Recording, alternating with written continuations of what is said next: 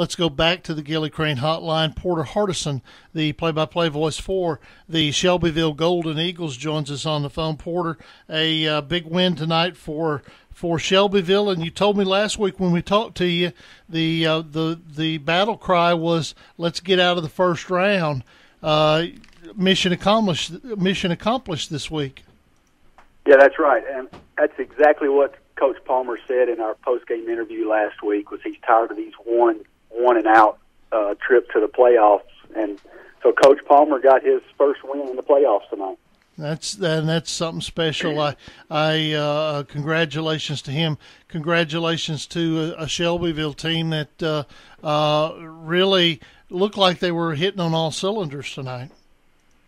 Well, yeah, we ended up hitting on all cylinders, Dennis, but we started off kind of sluggish. Our offense was kind of sluggish in the first quarter, and nobody scored in this football game. In the first quarter, nobody scored, and then all of a sudden, the second quarter, our offense came alive, and it really shouldn't have been close at halftime, but we let Gallatin score twice within 3.5 minutes to go in the second period. They scored twice. One of those was a pick six, so they kind of turned the table on us there in the second quarter. But one thing that I've said all year about this team that I really like is they never panic, and that's huge to be able to keep your poise and not panic when things go bad. And that's exactly what they did tonight. They kind of kept it under control and came out in the second half and just turned the heat on. We're talking to Porter Hardison, the play-by-play voice for WLIJ Jax Radio in Shelbyville. Looking ahead to next week, you go on the road to Hillsboro, a familiar playoff opponent.